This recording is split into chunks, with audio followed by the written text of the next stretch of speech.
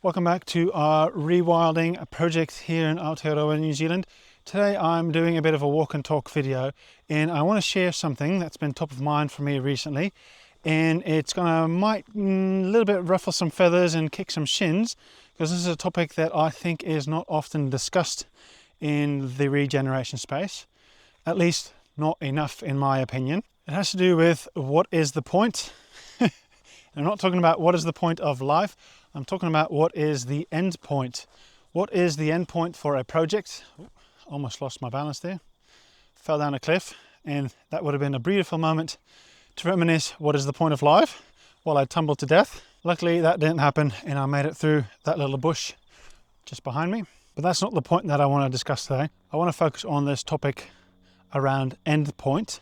What is the end point or final goal that we are working towards or trying to achieve, not only for this project, but in general, I guess, across the land? What are we trying to focus on? And when can you consider a project done or succeeded or successful? A lot of this thinking for me has been triggered by the fact that we are surrounded by beautiful other areas, for example that one over there, but also across the top of the hill we've got quite a bit of pine forest.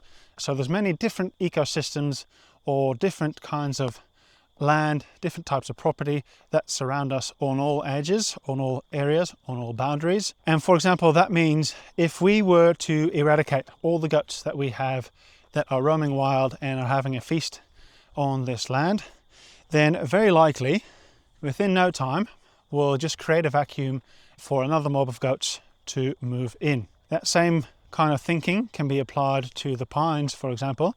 We've got a bit of pines on our property along the top boundary that are standing there and are freely spreading their seeds down onto the regenerating bit.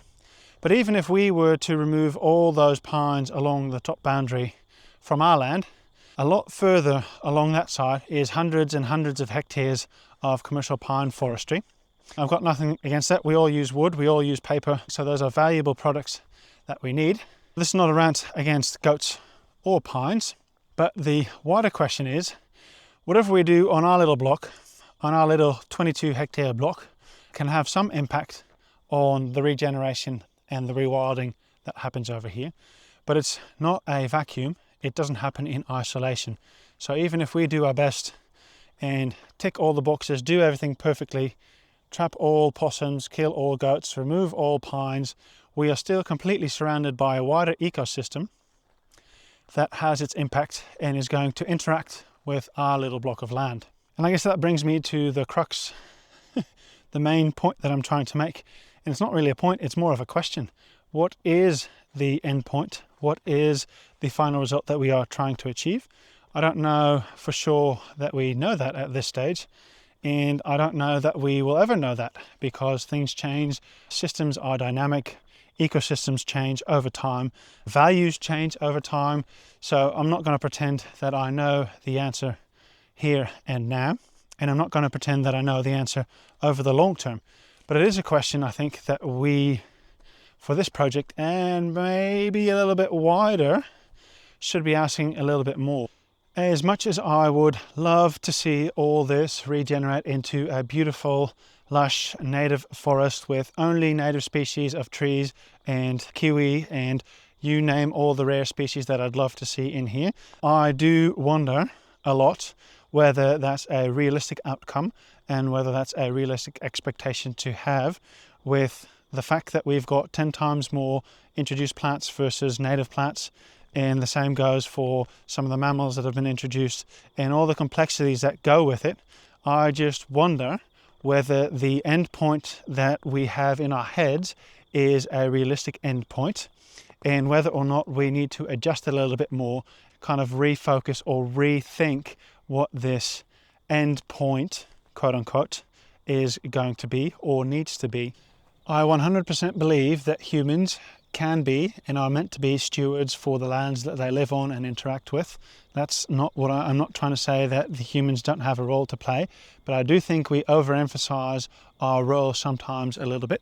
And I also think that over the long term, humans' role is only in supporting those ecosystems, because they will evolve with or without our guidance and our intervention. So I guess this is just a very long-winded way of sharing a confrontation that I had with myself, and more importantly with my dreams, aspirations and expectations that I had for this beautiful land.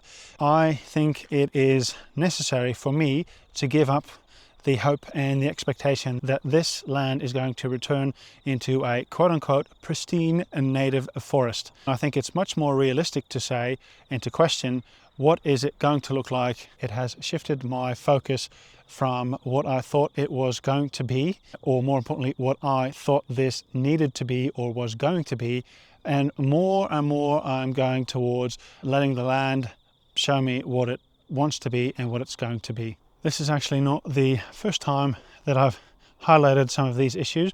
One of the first ever videos actually talked about some of these topics already, and it's very likely that this is also not going to be the last time that I talk about some of these topics and issues. This is an evolving project, and I think the most important thing for us is to evolve with it. Things change and we have to change and adapt, because if we don't adapt and learn and co-evolve with it, then what is the point? If this is something that resonates with you, please let me know in the comments below. A lot of thinking and a lot of unpacking of some of these concepts goes into this when I try to sleep at night. Not very beneficial for my sleep, but I'd be keen to hear some of your thoughts on this as well. So for now, thanks for watching. Love to hear from you, and I'll catch you in the next one.